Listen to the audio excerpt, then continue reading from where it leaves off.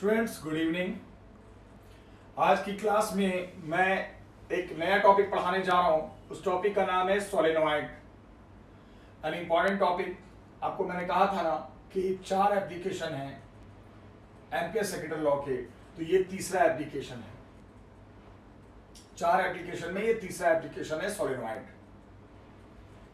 तो सोलेनॉइड है क्या चीज, सबसे बड़ी बात यह है। तो सोलेनॉइड के बारे में क्या कहा गया कि अगर बहुत सारे टर्न्स को, वायर को ऐसे ऐसे एक नॉन कंडक्टिंग रॉड के ऊपर ऐसे ऐसे ऐसे ऐसे ऐसे ऐसे लपेट दें, ऐसे लपेट दें, एक के ऊपर एक नहीं बोल रहा हूं मैं, लपेटा कैसा गया है, हेलिकल फॉर्म में, हेलिकल ऐसे ऐसे ऐसे ऐसे, तो वो जो शेप बनेगा, वो जो डिजाइन तैयार होगा, वो जो सिस्टम तैयार होगा, वो सोलेनॉइड होगा। होगा क्या, जब करंट फ्लो करना शुरू करेगा। कौन सा करंट फ्लो करेगा बच्चे, आई। देखो ये करंट कौन सा है, आई। जब ये आई फ्लो करेगा तो अभी आपको मैंने पढ़ाया था क्या, हर सर्कुलर वायर के सेंटर पे भी फील्ड होती है और एक्सिस पे भी होती है। तो जब करंट फ्लो करना शुरू होगा तो सभी के सेंटर पे अपनी अपनी अपनी अपनी अपनी अपनी अपनी अपनी अपनी अपनी अपनी अपनी मैग्नेटिक फील्ड तैयार हो जाएगी। और जब हम उसको कलेक्ट करेंगे, सभी के सेंटर के मैग्नेटिक फील्ड को ओवरऑल कलेक्ट करेंगे, जोड़ेंगे। कैसे जोड़ेंगे, वेक्टर रूल से है। तो intensity, magnetic field intensity vector है। तो अब जो कलेक्टिव एक रिजल्ट मिलेगा वो कहलाएगा the magnetic field of solenoid. तो a solenoid consist of long wire wound in a close packed helix. Long wire, लंबी सी तार होती है और उसको ऐसे हेलिक्स हेलिक्स हेलिकल फॉर्म में वाउंड लपेट देते हैं। Carrying a current I so that the length of solenoid is much greater than the radius of turn। तो सोलेनॉइड की जो लेंथ बनती है, लेंथ यहां से यहां तक। लेंथ का मतलब कुछ बच्चे पता क्या समझते हैं कि जो वायर की लंबाई, अरे वायर की लंबाई नहीं, मान लो हमने इस मार्कर के ऊपर लपेटा है सारे वायर को, तो इस मार्कर की लंबाई। लेंथ ऑफ सोलेनॉइड का मतलब वायर की लेंथ से नहीं है, लेंथ ऑफ सोलेनॉइड का मतलब शेप की लेंथ से है, शेप की लेंथ से। तो क्या कहा गया, ये जो लेंथ होती है उसके कंपैरिजन में जो टर्न्स का रेडियस होता है वो बहुत छोटा होता है। मतलब length much much greater than the radius of turns. याद रखना ये सब। The magnetic field due to the solenoid, solenoid का मतलब एक टर्न नहीं, पूरा का पूरा turn combined, this system is called solenoid. तो क्या लिखा मैंने, the magnetic field due to solenoid is the vector sum of each magnetic field produced by each turn। Obviously पूरे सोलेनॉइड की मैग्नेटिक फील्ड अगर मैं आपसे पूछूंगा तो क्या बोलोगे, सर सभी के टर्न का मैग्नेटिक फील्ड जो है उसका टोटल, टोटल का मतलब सम में वेक्टर सम, क्योंकि मैग्नेटिक फील्ड जो होती है इंटेंसिटी वो डायरेक्शन वाली होती है। ठीक है। The net magnetic field due to solenoid, total solenoid की, इज मैक्सिमम एट सेंटर। और जो मैग्नेटिक फील्ड सोलेनॉइड की होती है वो सोलेनॉइड के सेंटर पे, सोलेनॉइड के सेंटर का मतलब सभी के टर्न्स के कलेक्टिव सेंटर पे मैक्सिमम होती है। और जो मैग्नेटिक फील्ड इंटेंसिटी बनती है पूरे सोलेनॉइड की, वो सोलेनॉइड के एक्सिस के पैरेलल। क्यों, एक्सिस भी किसी बॉडी का कहां से पास करता है, सेंटर से, और वो भी होता है प्लेन के परपेंडिकुलर। और मैग्नेटिक फील्ड इंटेंसिटी भी होती है प्लेन के परपेंडिकुलर, आप तो जानते हो। तो मैग्नेटिक फील्ड इंटेंसिटी जो मैं पूछूंगा वो ध्यान से सुनना, मैग्नेटिक फील्ड इंटेंसिटी सोलेनॉइड के प्लेन के परपेंडिकुलर, तो एक्सिस के पैरेलल, क्योंकि एक्सिस भी तो होती है प्लेन के परपेंडिकुलर। तो ये जो मैग्नेटिक फील्ड इंटेंसिटी सोलेनॉइड की है वो सोलेनॉइड के प्लेन, सोलेनॉइड के प्लेन का मतलब टर्न्स का प्लेन, उसके परपेंडिकुलर। तो जानते हो शुरू से कि मैग्नेटिक फील्ड इंटेंसिटी हमेशा प्लेन के परपेंडिकुलर होती है। तो अगर मैं पूछूं कि मैग्नेटिक फील्ड इंटेंसिटी सोलेनॉइड के प्लेन के परपेंडिकुलर लेकिन एक्सिस के पैरेलल, क्यों, क्योंकि एक्सिस भी प्लेन के क्या होता है, कोई भी बॉडी का एक्सिस प्लेन के परपेंडिकुलर होता है। तो क्या लिखा मैंने, मैक्सिमम होता है सेंटर पे, and the direction of magnetic field intensity is parallel to axis of solenoid and perpendicular to the plane of solenoid of each turn. तो ये जो मैग्नेटिक फील्ड इंटेंसिटी है, ये जो सोलेनॉइड में जितने भी टर्न्स हैं सब के प्लेन के परपेंडिकुलर। यस, और अगर मैं बोलूं ये मैग्नेटिक फील्ड इंटेंसिटी सोलेनोइड के प्लेन के परपेंडिकुलर, ठीक है, लेकिन सोलेनोइड के एक्सिस के पैरेलल। क्यों? क्योंकि एक्सिस भी प्लेन के क्या होती है, परपेंडिकुलर होती है। तो याद रखना, यहां से यहां तक जो मैंने लिखा था, डायग्राम बनवाया था, वो समझा दिया, ठीक है। अब L क्या है, लेंथ ऑफ सोलेनोइड। लेंथ का मतलब वायर की लेंथ नहीं, शेप की लेंथ। N क्या है बेटा, टोटल नंबर ऑफ टर्न्स जो लपेटे गए हैं हेलिकल फॉर्म में। और स्मॉल n, यहां पे एक नया स्मॉल n भी ले रहा हूं मैं, ये है number of turns per unit length. मतलब स्मॉल n को अगर खोल के लिखना चाहो तो n बाई एल, राइट। अब बताओ हमें कहां पे निकालना है सोलेनोइड की intensity, magnetic field intensity, centre पे। तो मैंने क्या कहा, किसका एप्लीकेशन है, एम्पियर सर्किट लॉ।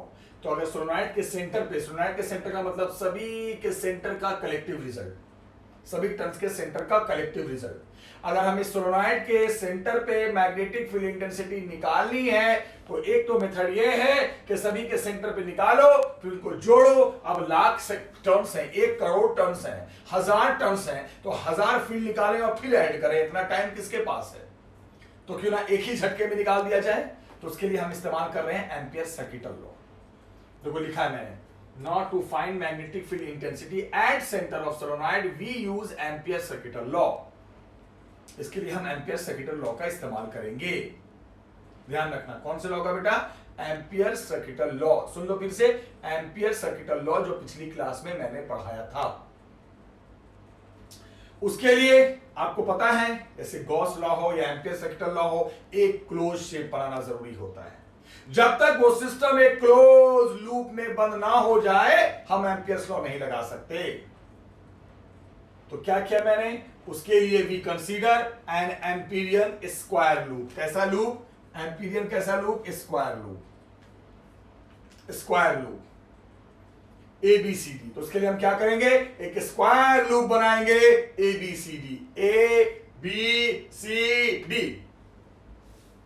और उस स्क्वायर लूप की लेंथ, लूप तो बनाना पड़ेगा क्योंकि हमें इस पूरे सोलेनोइड को बंद करना है इस लूप के अंदर, तभी लगेगा। जब तक पूरा करंट बंद ना हो जाए लूप के अंदर, एम्पियर्स लॉ लग ही नहीं सकता। तो कैसा लूप बनाएंगे, सर्कुलर नहीं, स्क्वायर लूप। और स्क्वायर लूप की लेंथ उतने ही रखेंगे जितनी सोलेनोइड की लंबाई है।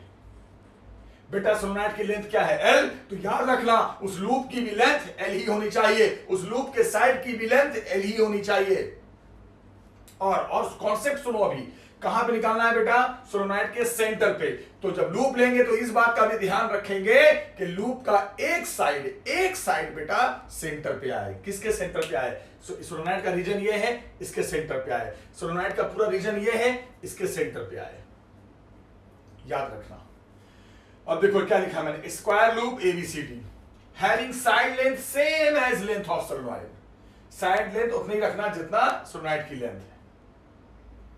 And loop is taken in such a way, और लूप को हम इस तरह लेंगे दैट इट्स वन साइड, कौन सा साइड, AB, एक साइड देखो AB, इस तरह लिया है कि एक साइड बिल्कुल सोलेनोइड के सेंटर पे आए। ये सोलेनोइड का सेंटर है, इसके सेंटर पे आए, मतलब इतना दूर फील्ड है, इसके फील्ड के रीजन के सेंटर पे आए। क्यों, क्योंकि सेंटर पे निकालना है।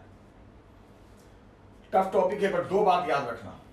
सबसे पहले कि सोलेनोइड के सेंटर पे अगर आपको मैग्नेटिक फील्ड निकालनी है, अगर आपको सोलेनोइड के सेंटर पे बेटा मैग्नेटिक फील्ड निकालनी है, तो सबसे पहले तो इस बात का बहुत अच्छे से ध्यान रखना कि हम एम्पियर्स लॉ लगाएंगे। और एम्पियर्स लॉ लगाने में यह ध्यान रखा जाता है कि एम्पियर्स लॉ तब तक नहीं लगता जब तक कि इस पूरे करंट कैरिंग सिस्टम को एक लूप में बंद ना किया जाए। तो यहां पूरे सोलेनोइड को बंद करने के लिए स्क्वायर लूप लेना पड़ेगा, और स्क्वायर लूप की साइड की लंबाई उतनी ही मानना जितनी सोलेनोइड की है। अगर उतनी लंबाई का लोगे तब तो पूरा इसके अंदर फिट हो जाएगा, वरना ये लेंथ अगर कम रखोगे बेटा तो ये तो लूप का कुछ हिस्सा बाहर ही रहेगा, सोलेनोइड तो कुछ बाहर ही रहेगा, लूप के अंदर थोड़ी कवर हो पाएगा। हमें तो एम्पियर्स लॉ लगाने के लिए पूरी तरह से बंद करना पड़ता है लूप के अंदर। तो जो लूप लेंगे वो स्क्वायर लूप लेंगे, और इस तरह लेंगे कि पूरा का पूरा सोलेनोइड इसके अंदर बंद हो जाए। तो उसके लिए जितनी लेंथ सोलेनोइड की है उतनी ही लेंथ साइड की होनी चाहिए इस स्क्वायर लूप की। दूसरा पॉइंट कि जब हम स्क्वायर लूप लेंगे तो ये भी ध्यान रखेंगे कि उस स्क्वायर लूप के एक साइड उसका एक साइड सेंटर पे आए, क्योंकि सेंटर पे निकालना है। तो स्क्वायर लूप हम जब लेंगे तो इसका भी ध्यान रखेंगे कि उस लूप का एक साइड, जैसे यहां पे ए बी सोलेनॉइड के सेंटर पे आ रहा है। फिनिश, इतना ध्यान रखेंगे। अब देखो करंट कितना है I, तो इस लूप के अंदर भी मान लो I फ्लो कर रहा है। अब ध्यान देना, एकदम ध्यान देना। अब हम लगाते हैं एम्पियर सेकेंड लॉ। तो क्या हो गया बेटा, क्या है, B dot DL equal to mu naught I होता है, लेकिन यहाँ पे म्यू नॉट NI होगा क्योंकि सोलेनॉइड में टर्न्स हैं। फॉर्मूला नहीं बदल रहा है, N आ गया क्योंकि टर्न्स है ना, ठीक है। B डॉट DL जब खुलता है तो किसमें आता है, B DL cos theta, obviously mu naught NI। Theta किसके बीच होता है, B और DL के बीच, जानते हो। अब क्या करो, इस B DL cos थीटा को लूप, ये तो पूरे लूप के लिए है, इसको खोलो। तो जब ये लूप खुलेगा तो 4 लेंथ में खुलेगा, 1 लेंथ, 2 लेंथ, 3 लेंथ, 4 लेंथ। अरे ये हर लेंथ के लिए होता है ना बेटा। तो जब हम इस पूरे लूप के, ये तो पूरे लूप के लिए है, और जब हम लूप को ओपन करेंगे तो ये 4 अलग अलग लेंथ में खुलेगा। पहला length B DL cos theta A to B के लिए, दूसरा B DL cos theta B to C के लिए, तीसरा B DL cos theta C to D के लिए, चौथा B DL cos theta D to A के लिए, क्योंकि ये तो लेंथ के रेस्पेक्ट में देखा जाता है और ये लूप 4 अलग अलग लेंथ से बना है। तो जब इसको खोलेंगे 1 2 3 4, और जब खोलेंगे तो फिर सर्कल थोड़ी लगाएंगे, अब राउंड थोड़ी लगाएंगे, अब तो सिंगल सिंगल लेंथ का आया। हाँ, चारों जुड़ जाएगा तो ये लूप का आ जाएगा। ये तो लूप के लिए होता है। अब जब ये लूप को खोलोगे तो ये 4 डिफरेंट लेंथ में खुलेगा। A to B पहला लेंथ, B to C दूसरा लेंथ, C to D तीसरा लेंथ, D to A चौथा length, is equal to mu naught NI। अब जरा मैं एंगल के बारे में बताऊं ध्यान से। A to B देखो, A to B करंट इधर, लेंथ जिधर करंट होता है उधर ही लेंथ, DL मतलब करंट की डायरेक्शन में लेंथ, इधर ही लेंथ, इधर ही फील्ड। तो जब इसमें A to B में जब थीटा लेंगे तो क्या लेंगे, 0 डिग्री। अब आ जाओ B to C के लिए, फील्ड ऐसे है, करंट ऐसे है, फील्ड ऐसे है, लेंथ ऐसे है, क्या हो गया, थीटा 90। तो B to C में ये थीटा 90 रखाएगा। थर्ड C to D के लिए, करंट ऐसे है, फील्ड ऐसे है बेटा, तो थीटा 180 हो गया। D to A के लिए ऐसे लेंथ है, ऐसे करंट है, फील्ड ऐसे है, 90 डिग्री पे 90 डिग्री। तो लिखा भी तो है मैंने, BC और DA के लिए है 4, BC और DA के लिए थीटा 90 है। थीटा किसके बीच, angle between B and DL, ये तो होता है थीटा। चल, साइड AB के लिए थीटा 0 है, क्योंकि लेंथ इधर ही है। लेंथ कैसे देखा जाता है, जिधर करंट जा रही हो उधर की लेंथ, उस डायरेक्शन की लेंथ। और C to D के लिए थीटा 180 है, लेकिन C to D के लिए एक बात और, C to D के लिए फील्ड भी 0 होगा। देखो तो जरा, जब आप इस लूप का एक साइड सेंटर पे लोगे तो ऑब्वियसली इसके सामने वाला पैरेलल साइड फील्ड से बाहर आ जाएगा, क्योंकि साइड स्क्वायर लूप तो एल लेंथ का है ना बेटा। तो जब एक साइड को सेंटर पे डाल दोगे, ये एक साइड लूप का सेंटर पे होगा, तो इसका जो पैरेलल वाला है वो तो रीजन से बाहर चला जाएगा, क्योंकि ये भी तो लेंथ रीजन इतनी रखना है ना।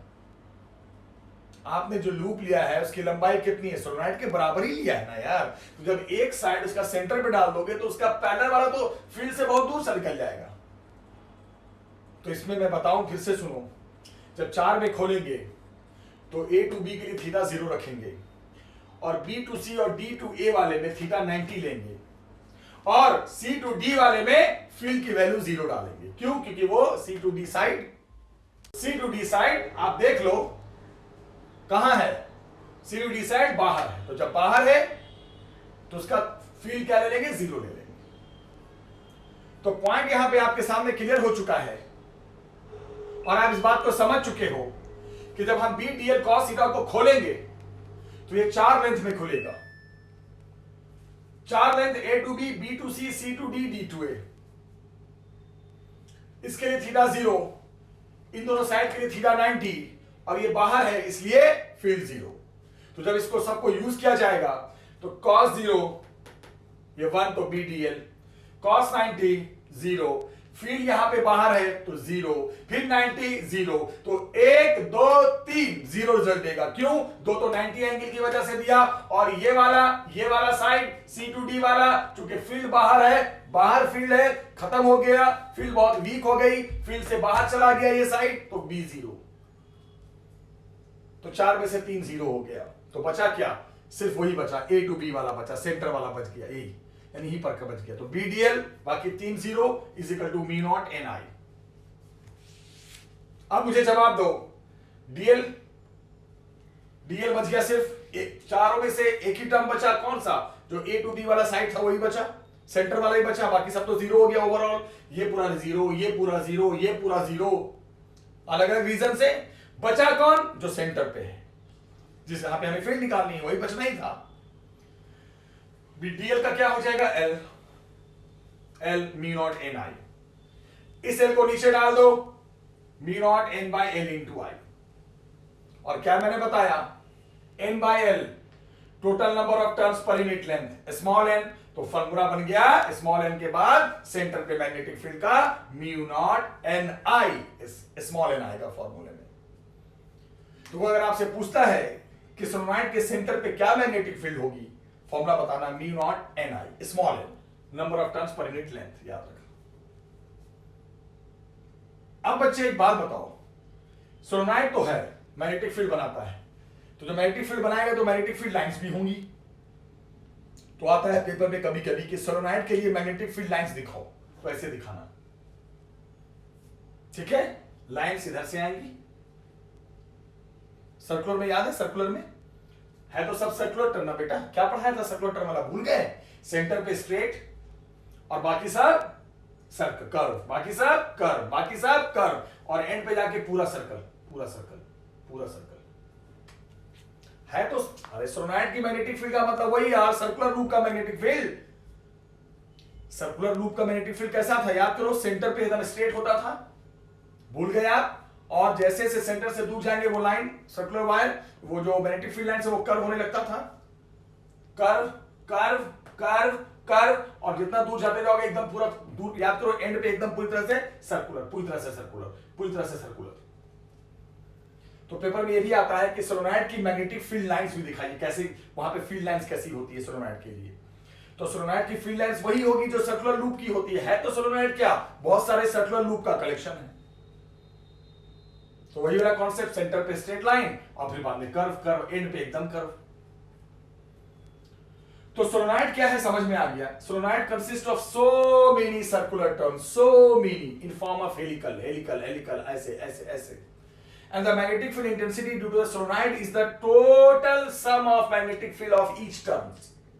तो एक एक करके निकालना बहुत इंपॉसिबल है। और सोलेनोइड की जो टोटल मैग्नेटिक फील्ड इंटेंसिटी जो B होती है वो सोलेनोइड के प्लेन के परपेंडिकुलर, मतलब टर्न्स के परपेंडिकुलर, बट सोलेनोइड के एक्सिस के पैरेलल, क्योंकि एक्सिस भी होती है प्लेन के परपेंडिकुलर। तो सोलेनोइड की फील्ड एक्सिस के पैरेलल, सोलेनोइड के एक्सिस के पैरेलल बट प्लेन के परपेंडिकुलर निकालना है सेंटर पे। तो उसके लिए ampere circuital law, circuital law के लिए लूप, लूप कैसा है? Square loop. सेंटर पे निकालना है, पहली बात लूप के साइड की लंबाई उतनी रखेंगे जितनी लंबाई सोलेनोइड की है, इस शेप की है। लूप छोटा लोगे तो पूरी तरह से ये बंद नहीं हो पाएगा, और एम्पियर्स लॉ बोलता है पूरे लूप के अंदर आना चाहिए वो पूरा सिस्टम। और सेंटर पे निकालना है तो एक बात ध्यान रखना कि इसका एक साइड सेंटर पे हो। फिर जैसे हम लॉ लगाएंगे और जब अलग अलग लेंथ में खोलेंगे तो ये वाला 90 पे आ जाएगा, ये वाली बाहर, ये साइड बाहर चला जाएगा, तो फील्ड वहां खत्म हो जाएगी। तो 4 में से 1 2 3 रिजल्ट 0 दे देगा जब इस पूरे लूप को 4 लेंथ में खोलोगे। बचेगा वही जो सेंटर पे है। उसके बाद DL का L हो जाएगा और N by L small n, यानी फाइनल फॉर्मूला आ गया mu naught small NI।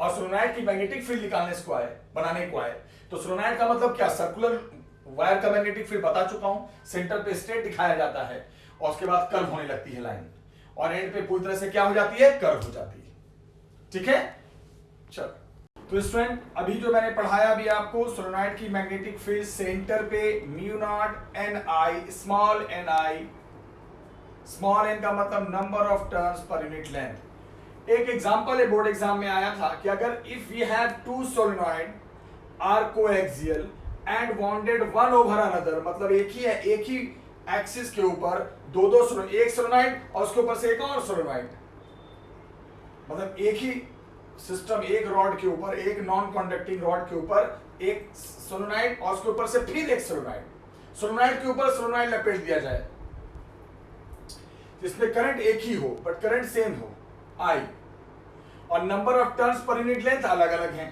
But current एक ही फ्लो कर रहा है।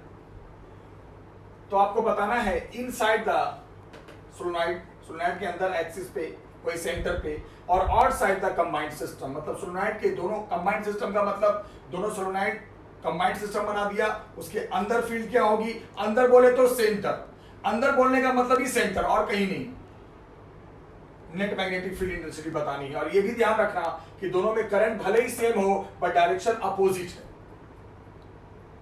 तो हमने क्या किया, मान लो करंट फर्स्ट सोलेनॉइड में, देखो मैंने लिखा है, मान लो करंट बेटा फर्स्ट सोलेनॉइड में क्लॉकवाइज फ्लो कर रहा है, तो सेकंड सोलेनॉइड में कैसा हो जाएगा, एंटी क्लॉकवाइज। सोलेनॉइड होता क्या, टर्न्स होते हैं ना, तो टर्न्स में या तो क्लॉकवाइज या एंटी क्लॉकवाइज। तो जब अपोजिट बोल रहा है तो एक को क्लॉकवाइज मान लिया तो दूसरे में एंटी क्लॉकवाइज। बट सोलेनॉइड के अंदर मैग्नेटिक फील्ड का फॉर्मूला पढ़ा चुका हूं, इनसाइड, इनसाइड का मतलब ही सेंटर, मी नॉट एन आई पढ़ाया मैंने, मी नॉट एन आई बोलो, पढ़ाया था ना मैंने अभी। तो इस पैटर्न पे जब मी नॉट एन आई आपको पता है तो इस पैटर्न पे पहले की फील्ड हो जाएगी mu naught N one I, दूसरे की mu naught N two I, क्योंकि करंट तो सेम है दोनों में but N one N two अलग अलग है।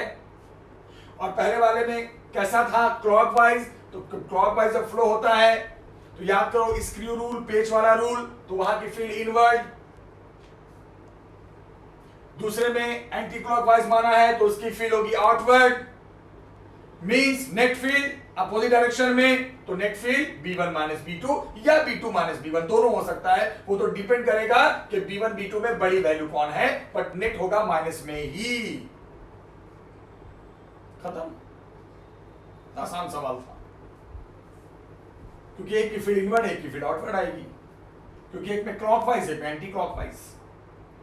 आउटसाइड, अभी मैंने प्रिपरेशन के समय बताया इतना टाइम में कि आउटसाइड कोई फील्ड होती नहीं, बहुत बहुत बहुत कम हो जाती है, नेगलेक्ट, आउटसाइड नेट जीरो होगा, नहीं लेते, आउटसाइड फील्ड जीरो होती है, याद रखना इन सब बातों का।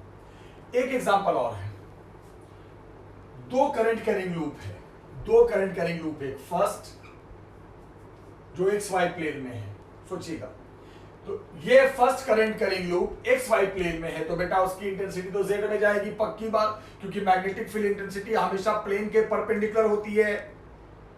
इनवर्ड आउटवर्ड वो बात की बात है, वो तो चेक करते हैं, सर्कुलर लूप है तो स्क्रू रूल से, पेच वाले रूल से, स्ट्रेट वायर है तो थंब रूल से, वो तो इनवर्ड आउटवर्ड के लिए ना, लेकिन होती तो परपेंडिकुलर ही है। तो फर्स्ट करंट कैरिंग लूप अगर एक्स वाई प्लेन में ले रहे हो तो मान लो इसकी फील्ड B1 है, फर्स्ट के लिए 1 B1, तो वो Z में जाएगा। और second current carrying loop YZ plane में बोला उसने, तो उसकी जो फील्ड B2 होगी वो X में होगी। क्यों? क्योंकि जिस प्लेन में कॉइल लूप होता है उसके परपेंडिकुलर फील्ड जाती है, तो अगर first loop x y plane में है तो उसकी फील्ड फर्स्ट की B1 1 तो 1 वो Z में जाएगा।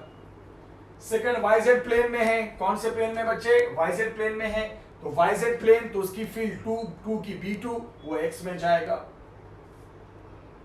और जो रिजल्टेंट फील्ड होगी किसकी, B1 और B2 की, वो अब X और Z को लेकर जो प्लेन बनेगा उधर जाएगा, यानी XZ प्लेन में जाएगा।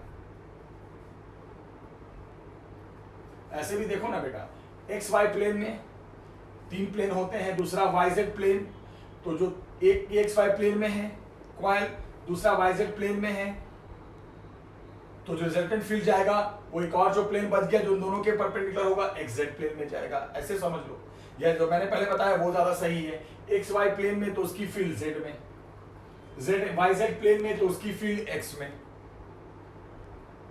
तो B1 आया Z डायरेक्शन में, B2 आया X डायरेक्शन में, ऑब्वियसली तो अब जो रिजल्टेंट होगा, रिजल्टेंट तो हमेशा दोनों के प्लेन के बीच में ही जाएगा, तो किधर जाएगा, एक्जेक्ट प्लेन में जाएगा। जैसे डायग्राम बना के समझा दूं क्या, एक्स एक्सिस, वाई एक्सिस और ये जेड एक्सिस। अब आप खुद ही जवाब दो, B1 किधर आया बेटा, B1 आया जेड डायरेक्शन में, तो B1 इधर को आ रहा है, देखो B1 इधर है, ये रहा आपका B1, देखो B1 इधर है, वो तो रहा है जेड डायरेक्शन में। B2 किधर है, एक्स डायरेक्शन में, जो नेट आएगा इनके बीच में ही जाएगा ना, बी नेट। कभी भी दो वेक्टर का नेट कहां होता है, उनके प्लेन के उनके प्लेन के बीच में जाएगा। तो आप बताओ, B2 एक्स डायरेक्शन में, B1 जेड डायरेक्शन में, तो इन दोनों का जो नेट होगा वो जेड एक्स प्लेन में, जो इन दोनों को मिलाकर प्लेन बनेगा। अभी आया था बोर्ड एग्जाम में, ठीक है। तो आज की क्लास में मैंने आपको सोलेनॉइड पढ़ाया, सोलेनॉइड का डेरिवेशन करवाया, उस पर एक छोटा सा सवाल करवाया, एक और कॉन्सेप्ट बताया। तो एम्पियर्स लॉ का 3 हो चुका है, लास्ट बचा है टोरॉइड और एक मैग्नेटिज्म 50% खत्म। बस टोरॉइड पढ़ाकर मैं मैग्नेटिक फोर्स में आऊंगा, और इस चैप्टर से एक हट भी गया है साइक्लोट्रॉन टॉपिक, लेकिन वो फिर भी मैं थोड़ा डिस्कस करूंगा, टेंशन नहीं, ठीक है। तो आज के लिए इतना ही, इसको पढ़ना और अच्छे से समझना, ठीक है। Thank you very much.